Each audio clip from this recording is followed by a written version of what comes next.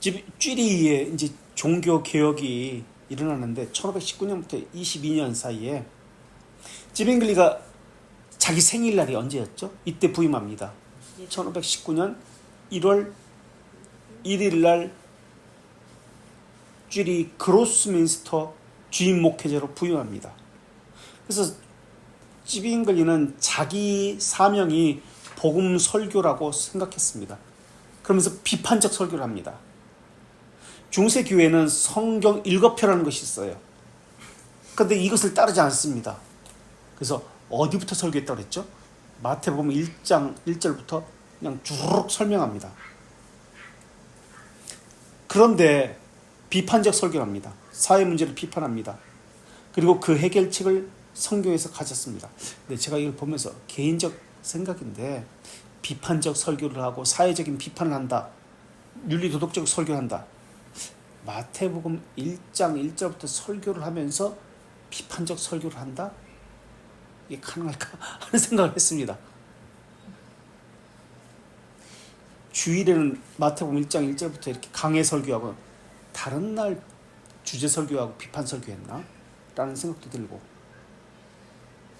사회적 문제를 비판하면서 성경에 입각해서 성경으로 답을 제시한다?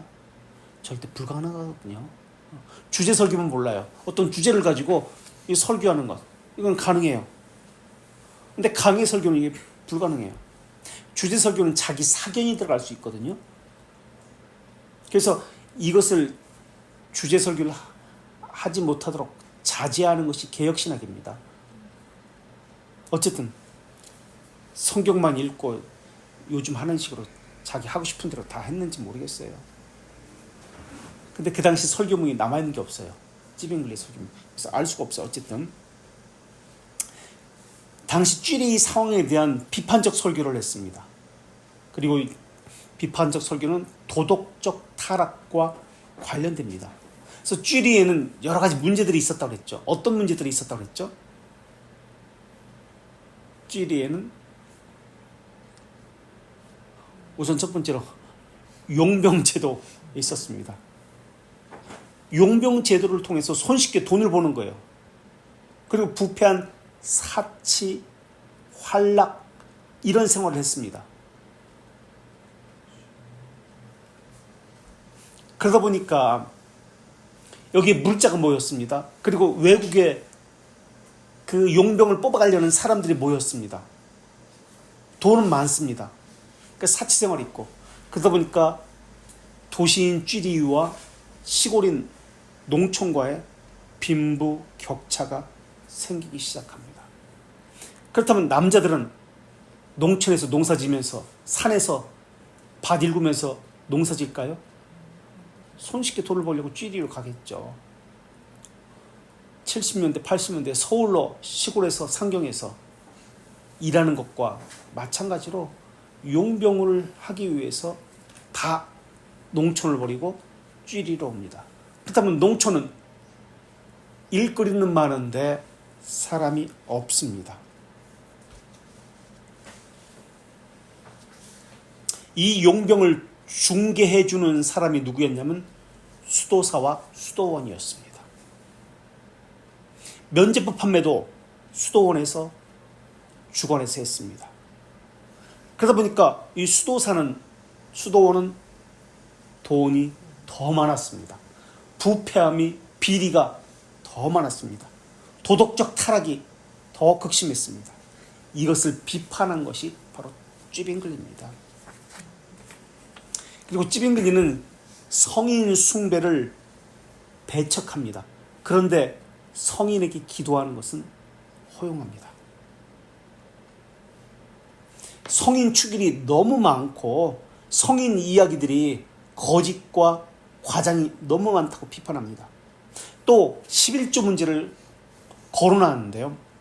당시 11조는 누가 냈냐면 대부분 농민들이 냈습니다.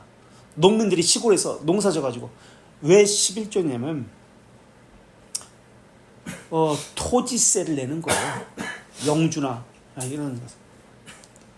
그래서 11조라고 지금 말을 하고 있지만 어쨌든 11조가 아니에요. 하나님이 세우신 제도가 11조라는 것을 아니라는 것을 공격하면서 11조의 원래 원리인 교회에 대한 기부라는 의무를 회복해야 된다고 주장합니다. 그래서 이런 비판적 설교는 쥐리 사회에 엄청난 영향을 끼칩니다. 그래서 1522년에 1월에 쥐리는 용병제도 금지령이 법으로 제정됩니다. 그래서 용병제도가 사라지진 않지만 법적으로 어떤 제재 금지령이 세워지게 됩니다. 그리고 두 번째는 소세지 사건이라고 불리는 일들이 쥐리에 일어납니다. 이것은 금식 규례 사건인데요. 공적 논쟁으로 종교개혁이 시작되는 발단이 되는 사건입니다. 이 부활절 40일 전부터 주일을 뺀 40일은 사순절이 시작되는데요. 이 시기 전을 사육제로 지킵니다. 그러면서 사육제로 지키는 게 아니지. 육식을 금지시킵니다. 그래서 사육제 전에 기독교 국가에서는 3일이나 일주일간 행해지는 축제가 있습니다. 이 축제를 사육제가 고기를 감사함으로 먹는 것을 축제를 사육제라고 하는 거예요. 그러니까 사순절 동안은 고기를 못 먹잖아요. 40일 기간 동안 사순절. 그 바로 전 일주일이나 3일 전 그 일주일 기간 동안 사육제를 합니다. 고기를 감사함으로 먹는 축제입니다.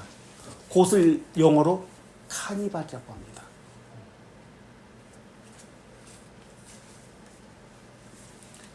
그때는 일주일간 축제하는 거예요. 고기를 시커먼 배 터지게. 앞으로 40일간 우리 못 먹으니까 먹고 즐기자, 먹고 죽자. 이게 카니발이에요. 막 난리도 아니에요. 그래서 이 사육제라는 그 곡도 있잖아요. 음악. 생상의 사육제. 피아노 독주곡. 그 다음에 스트라빈스키의 무용곡도 있고요. 또 슈만도 이 피아노 독주곡을 썼죠. 사육제. 그래서 사육제는 육식을 금지하잖아요. 사순절 기간 동안. 그 사순절 전에 3일이나 일주일 동안 있는 축제를 사육제 카니발이라고 합니다. 시커먼 고기 먹자. 40일 동안 못 먹으니까. 고기를 금지하는 이유가 있습니다. 사순절 동안. 성욕을 부추긴다. 범죄를 일으킨다. 그래서 고기를 못 먹게 한 겁니다. 그런데 이 카니발 기간에 먹고 죽자 라고 하면서 방탕한 생활을 하는 거예요. 그래서 이 시기에 사생아들이 엄청 나왔습니다. 가면을 쓰고 즐기는 축제거든요. 그래서 사생아들이 많이 나왔어요. 그리고 그 버려지는 아이들은 교회에서 거두어서 길러줬습니다. 그래서 비발디가 성직자거든요. 그래서 버려진 아이들을 교회에서 데려다가 바이올린을 가르쳤습니다. 비발디가. 그래서 부활절을 기쁘게 맞이하기 위해서 경건하게 지내는 그 기간이 사순절입니다. 그래서 이 기간에는 고기를 못 먹었죠. 고기 대신 정어리 같은 거 이런 걸 먹었어요. 또 빵도 그런 빵 먹지 못하고 고행을 상징하는 비비 꼬인 빵 있잖아요. 프레첼. 제가 좋아하는데 그 비비 꼬인 빵 십자가 표시 나가죠. 프레첼을 그것은 먹었습니다. 그리고 사순절이 시작되는 첫째 날을 무슨 날이라고 하죠? 혹시 아세요? 죄를 뒤집어 쓰는 날이라고 해서 죄의 수요일이라고 합니다. 이 죄는 예수님이 예루살렘을 입성했을 때 들었던 종려나무 있죠? 호산나 호산나 종려나무. 이것을 태워서 만든 죄입니다. 이것을 죄가루를 이마에 십자가를 그리면서 예수님의 고난에 동참하겠습니다. 서약을 합니다. 그래서 그 서약하는 날을 죄의 수요일이라고 합니다. 그렇다면 사순절 기간에 육식을 금했습니다. 그렇다면 다른 것도 못 먹는데 육식과 관련된 모든 것을 못 먹습니다. 우유를 먹었을까요? 안 먹었을까요? 우유도 못 먹습니다. 동물성이니까. 버터는, 마가린은 동물성 못 먹습니다. 그래서 참고 우스개로 맥도날드에서 이 사순절 기간, 지금도 그러고 있으니까요. 육식이 안 팔리잖아요. 햄버거, 소스, 이 패트가 안 팔리잖아요. 그래서 나온 것이 무슨 버거일까요? 이건 뭐 그냥 중요한 것도 아니고. 맥모닝? 피시버거.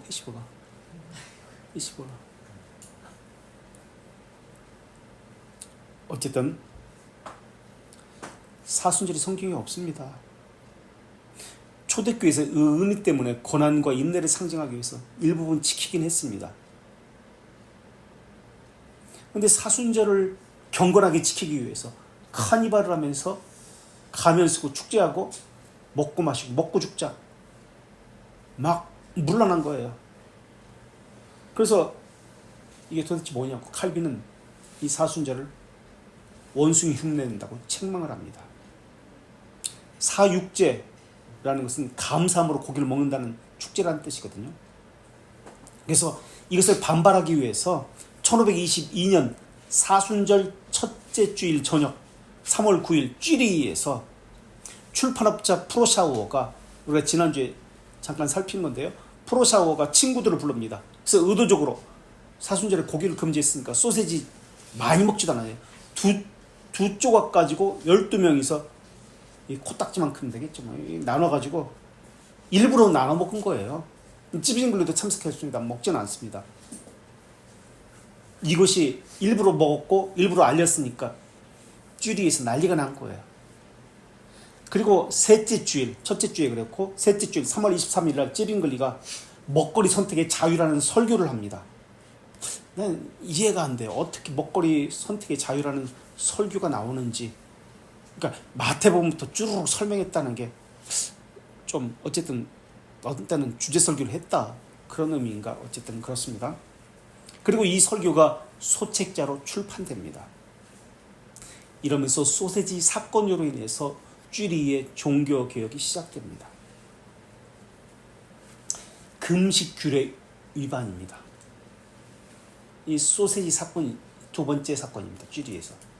그러면서 소세지 사건이 나오니까 세 번째 일어나는 것이 뭐냐면 수도사들의 경건에 대해서, 그들이 하는 성인 숭배에 대해서 문제가 또 되기 시작합니다.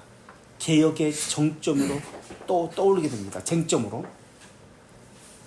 찌빙글리가 아비뇽 출신의 수도사인 프랑스와 랑베르와 설교 비판을 합니다. 너희들 설교할 때 지금 사순절 이야기만 가지고 얘기하면 고기 금지시켰잖아. 사순절 금지시켰, 성경에 어디에 있어? 설교 문제를 가지고 이제 또 논쟁을 하는 거예요.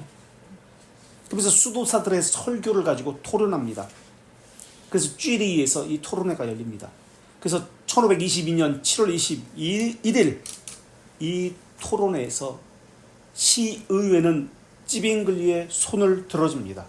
그리고 수도사들은 성경적 설교를 하라고 결정을 합니다. 시의회에서. 이 시의회 결정에 따라서 수도사들은 설교가 성경적으로 해야 되니까, 무지한제를 어떻게 성경적으로 설교해. 수도사들이 점점점 문을 닫게 됩니다. 그리고 모든 수녀원들은 폐쇄를 당합니다. 그래서 1524년에 한참 후죠, 2년 후죠, 12월에 시의회는 쥐리히에 있는 남자 수도원 모두 폐쇄를 결정을 합니다. 그만큼 설교 문제가 수도원의 존폐 문제와도 연결될 정도로 엄청난 거예요. 그래서 이런 논쟁이 있은 후에 1522년 9월에 찌빙글리는 하나님의 말씀에 대한 분명한 확신, 하나님 말씀의 명료성과 선명성이라는 책을 내고요. 이것도 수도원에서 한 설교입니다. 수도원에서 한 설교. 아담의 타락 이후에 하나님의 말씀을 이해할 능력을 사람이 상실했다라는 설교입니다.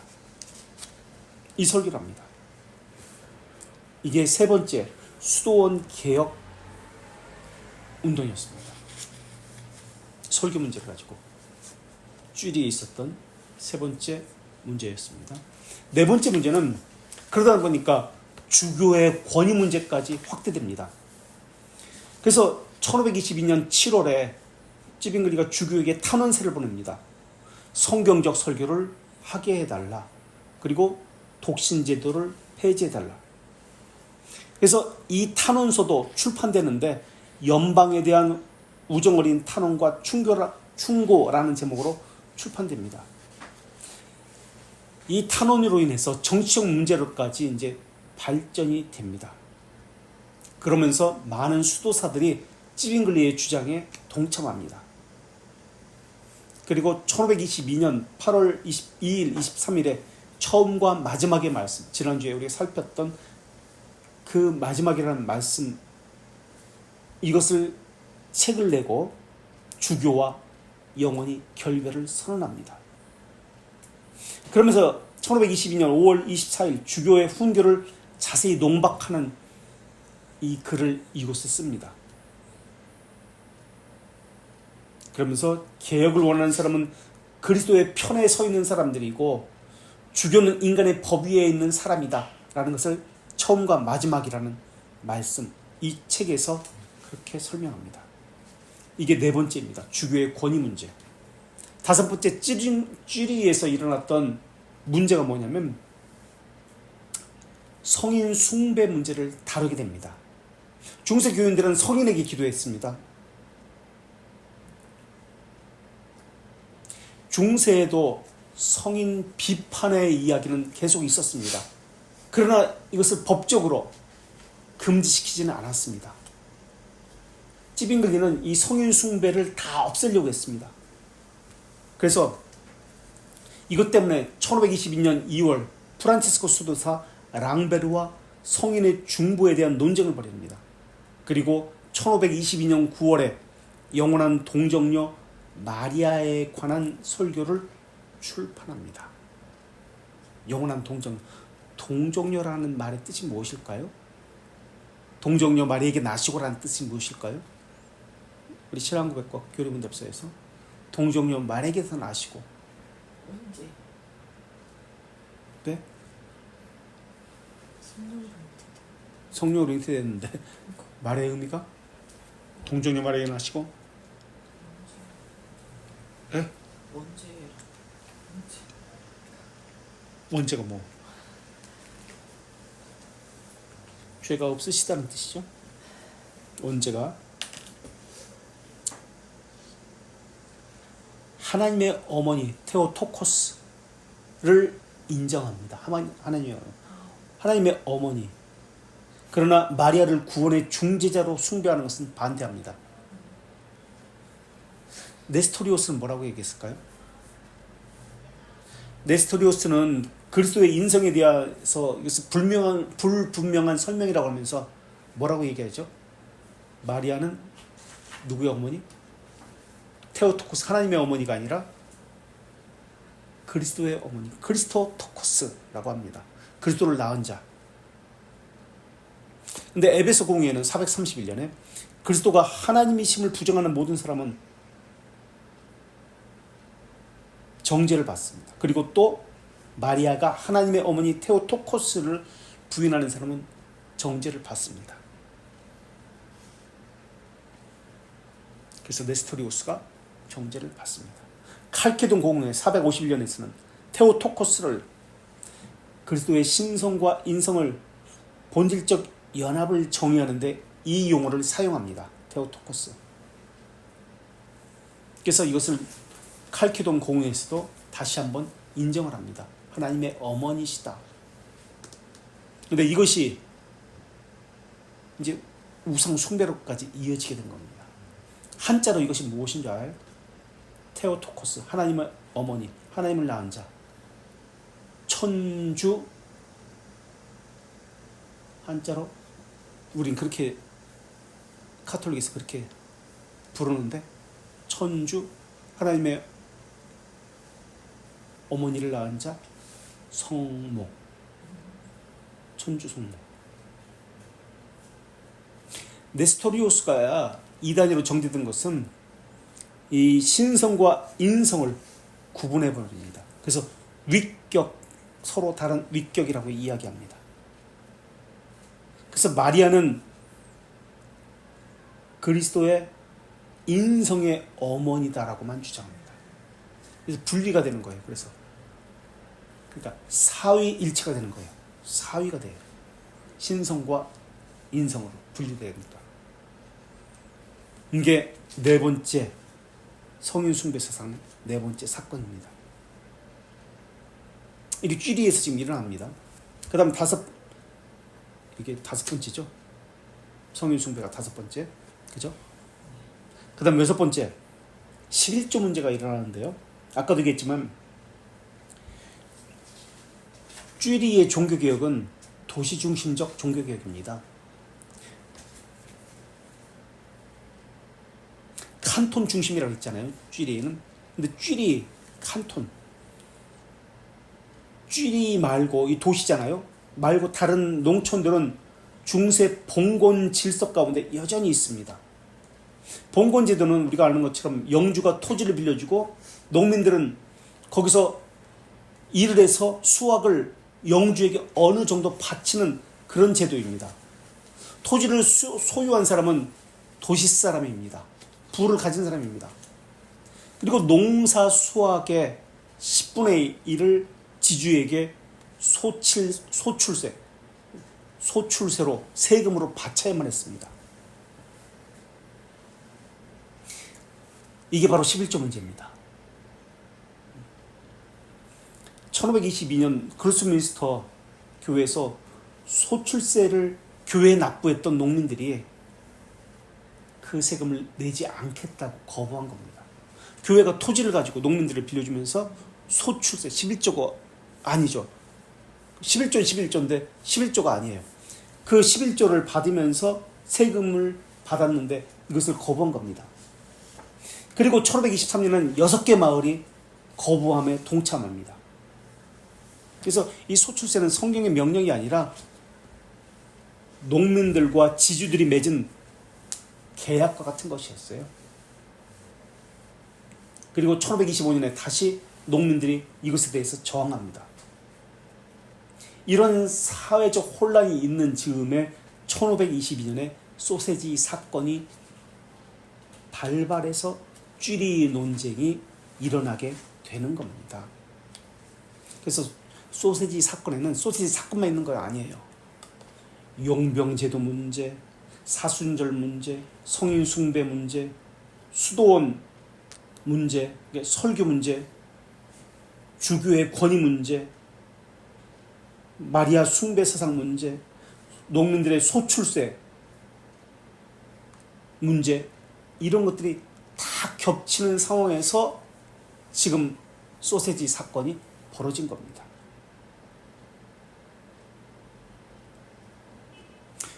쥐리 시위에는 이런 문제들에 대해서 이거 큰일 났다. 사회 질서를 바로 잡아야 되겠다.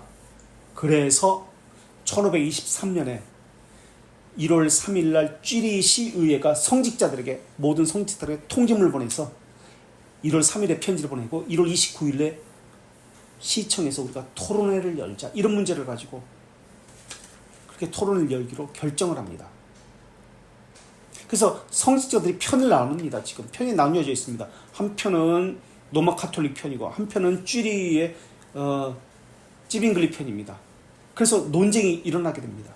그래서 첫 번째 논쟁이 1523년 1월 29일 목요일 시청에서 열립니다. 독일어로 열리는데요. 이때 시의회 사람들 대소위원회 포함 600명이 모였습니다. 그런데 문제는 이제 이때 서기가 없었어요. 그래서 기록물이 없습니다. 그래서 공식적인 시의회의 기록물은 없지만 각기 사람들이 참석자들이 보고서를 기록을 하게 됩니다. 그러다 보니까 각기 보고서들이 자기 입장에 따라 다 다르게 나타난 거예요. 이 토론회에 참석한 에르하르트 헤겐발트라는 사람이 보고서를 출판했는데요. 이 보고서를 보고서 주교 측에서 로마 카톨릭 측에서 요하네스 포베르라는 사람인데요. 다른 보고서를 냅니다. 그러니까 이쪽에서 보고서를 냈으면 이거 잘못된 보고서다. 이 로마 카톨릭에서도 보고서를 냅니다. 그러면서 우후죽순 그것도 잘못됐다. 이쪽에서 보고서 내고 이쪽에서 보고서 내고 계속 보고서가 나온 겁니다. 그래서 이날 오전에 1523년 1월 29일 목요일 오전에는 논쟁의 주제가 뭐였냐면 성경 원칙주의, 사제 혼인 문제, 성인 숭배 이 문제를 다뤘습니다. 그래서 당시 시장이었던 막스 레이스트가 개회를 선포하고 그 다음에 이어서 콘스탄트 주교 사절단 야콥 폰 암빌이 왜 여기까지 우리가 오게 됐는지 그 이유를 밝힙니다. 그래서 이 논쟁의 결과로 첫 번째 결정된 사항이 있습니다. 시의회가 결정을 합니다. 어떤 결정을 하느냐? 목회자는 정식적으로 결혼할 수 있다. 첫 번째 결혼 허용, 목회자 결혼 승낙합니다. 두 번째 세례는 자국어로 해라. 독일어로 해라. 자국어. 그러니까 이런 결정을 하게 된 것은 찌빙글리가 이겼다는 뜻입니다. 종교계에서 로마 카톨릭의 말에서 논리적으로 이겼다는 뜻이에요. 두 번째 세례 자국어, 세 번째 그때까지는 축기 사역을 했거든요. 축기 의식 폐지. 네 번째 미사 폐지, 성상 숭배 폐지입니다. 그러면서 수도원이 무너진 거예요. 수도원, 수녀원이 무너진 겁니다. 그리고 첫 번째 토론에서 찌빙글리가 이김으로써 이단이라는 비난을 벗어납니다. 그리고 중세 로마 카톨릭 국가 시대를 로마 카톨릭 국가 교회 시대를 마감하게 됩니다. 그래서 이 토론회를 대비해서 찌빙글리가 그동안 했던 설교를 모아가지고 만든 것이 있는데 67개 조항 혹은 마지막 연설이라는 제목의 글입니다. 지금까지 설교했던 것을 모아가지고 이 토론회에서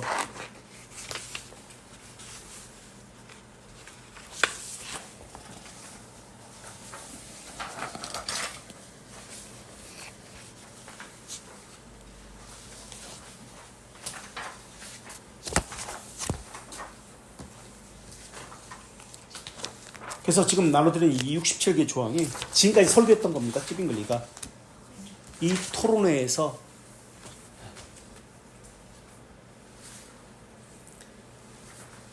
말하고자 했던 것, 이것을 세상에 1522년 7월에 출판합니다.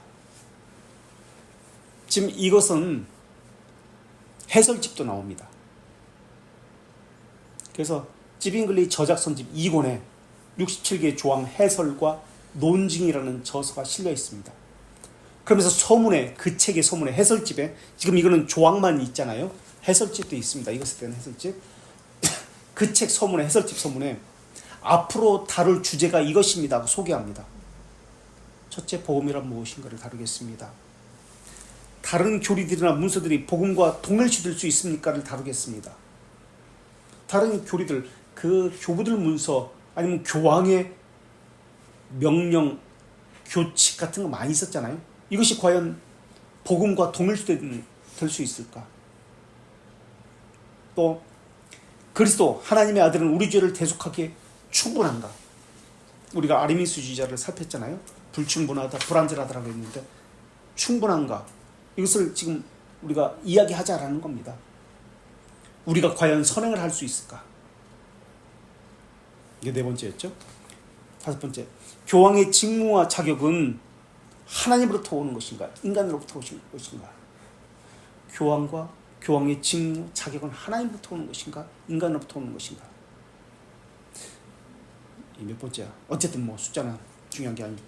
미사는 희생 제사인가, 아닌가?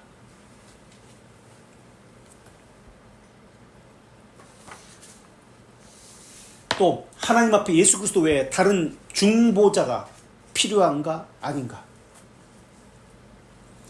우리는 어떻게 기도해야 하는가? 인간이 자기 의로 하나님 앞에 나올 수 있는가? 소위 성직자가 권력욕과 자신의 재산을 정당화하고 명예로운 호칭으로 그리스도의 이름으로 이거 권력, 재산을 주장할 수 있는가? 하나님은 어떤 특정한 장소에서 더 자비로우신가? 어때요? 하나님은 더 특정한 장소에서 자비로우신가요? 하나님은 위선을 좋아하시는가? 수도사복, 십자가, 종교적 표시, 삭발은 적합한가? 기독교 안에 많은 교단, 연합, 교파들이 생기는 것은 하나님의 말씀에 합당한가? 성직자 결혼은 금지되었는가? 하나님은 독신인 서약과 같은 것을 기뻐하시는가?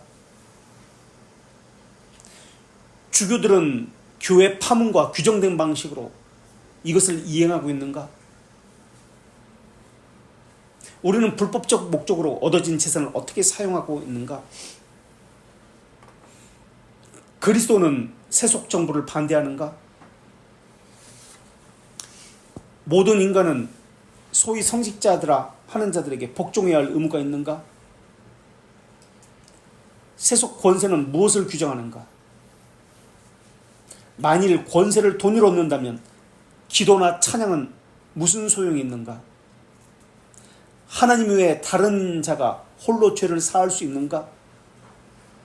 하나님은 고해성사를 허용하셨는가? 면죄부 판말을 강요하셨는가? 돈으로 죄를 사하는 권세를 살 수 있는가? 실제 연옥이 존재하는가? 만일 아니라면 죽은 자들을 위한 중보 기도가 가능한가? 소품식은 어떤 가치가 있는가? 누가 진정한 사제인가? 이런 주제를 가지고 다루게 됩니다. 지금 우리는 이 찌빙글리의 이 종교교회에 대해서 이야기합니다만 이것이 엄청난 의미를 가지고 있습니다. 이 67개 조항이. 근데 알려지질 않았습니다. 그래서 67개 조항은 1부와 2부로 나누는데요. 1부는 1항부터 16항까지입니다. 그것은 교리적인 부분, 이론적인 부분입니다. 그리고 2부부터는 17항에서 67항까지입니다. 이것은 교회적인 부분, 실천적인 부분입니다. 그래서 17항부터 67항까지는 실천적인 부분입니다. 그래서 일부 교리적인 부분 1부터 16항은 어떤 확증이 필요 없어요. 교회에 무슨 확증이 필요 없습니다. 복음의 권위에 대한 조항을 이야기합니다. 그리고 1항은 부정문으로부터 시작합니다. 이게 찌빙글의 특징이에요. 그리고 그 다음부터 2항부터 예수 그리스도 중심 복음을 설명합니다. 3항에서는 우리가 다음 주에 이것을 가지고 구체적으로 하나씩 살피게 될 겁니다. 오늘은 대충 큰 흐름만 이야기할 것인데요. 이것도 나눠주세요. 논문을 제가 또 찾아가지고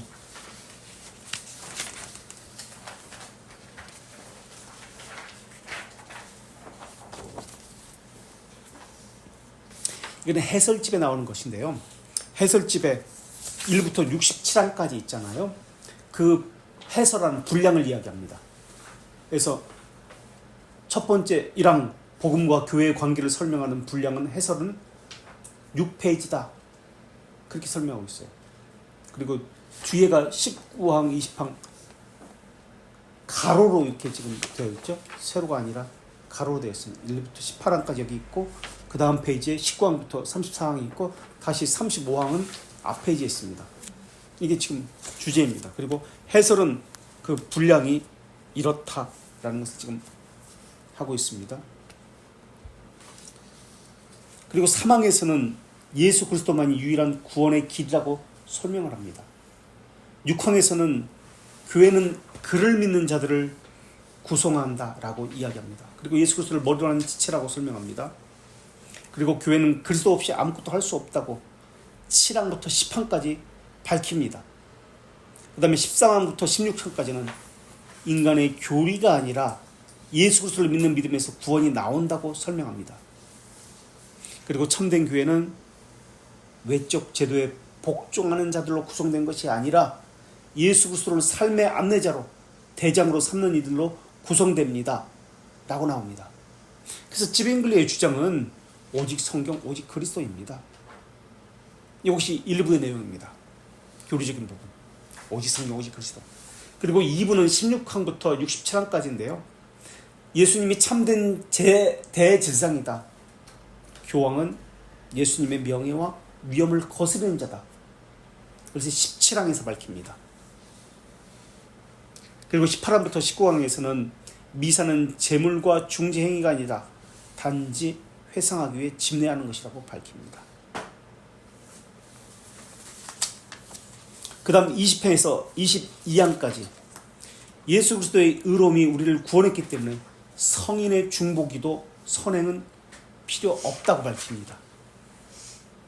그 다음에 24에서 26항까지는 예수님은 자유를 주셨기 때문에 음식 문제로, 휴식 문제로, 성지순례로 의복에 대한 계명은 비기독교적이다 라고 설명합니다. 그 다음에 27행에서 30항까지 모든 인간의 형제이기 때문에 수도사를 본보기로 삼아서는 안 된다 라고 설명합니다. 그 다음에 31항에서 33항까지는 성직자 재산의 불법성에 대해서 그리고 파문에 대해서 이야기합니다. 그 다음에 34항에서 43항까지는 세속 권력, 독자적 세속 정부의 법은 하나님은 그들을 보호하기 위해서 제정된 것이라고 이야기합니다. 세속 정부의 법은, 세속 권력은 하나님께서 그들을 보호하기 위해서 제정하신 것입니다라고 43항까지 설명하고요. 그 다음에 50항에서 60항까지는 홀로 예수 그리스도를 통해서 죄를 사하신다고 설명하고요. 60일에서 63항까지는 성자의 직무는 말씀 선포에 있다고 설명을 하고요. 64항에서 67항까지는 악습을 폐기하는 것을 요청합니다. 그래서 67개 조항의 해설 논증에서 찌빙글은 오직 성경을 이야기하면서 인간의 가르침, 인간의 권위를, 관습을 반대합니다. 그 인간의 관습, 인간의 가르침은 오히려 교회에 대한 전면적 도전이라고 이야기합니다. 그래서 루터와 찌빙글리의 차이점은 계속 비교되는데, 루터는 나를 위한 그리스도를 선포했다면 찌빙글리는 공동체 안에서 신자의 행동이 무엇인지에 관심이 있습니다. 그래서 찌빙글리는 중세 로마 카톨릭에 대한 비판도 자세히 구체적으로, 그래서 여기서 67개 조항에서 하나하나 밝혀서 비판을 합니다. 루터는 무엇을 비판했죠? 우리 생각나는 거 처음 그 95개 조항 내려갔을 때 면제부였어요. 면제부. 그러나 이 찌빙글리는 하나하나 이것을 밝히면서 이것을 해설합니다. 루터와 찌빙글리의 차이점은 또 이것입니다. 구체적이고 실천적입니다. 그래서 이것에 대해서 더 자세한 것은 다음 주에 하나하나 해설을 살펴보도록 하겠습니다. 시간이 많이 걸리겠죠. 하나하나까지 못해도 어쨌든 대충이라도 좀 살펴보겠습니다. 이 내용이 얼마나 중요한지. 여기까지. 다음 주에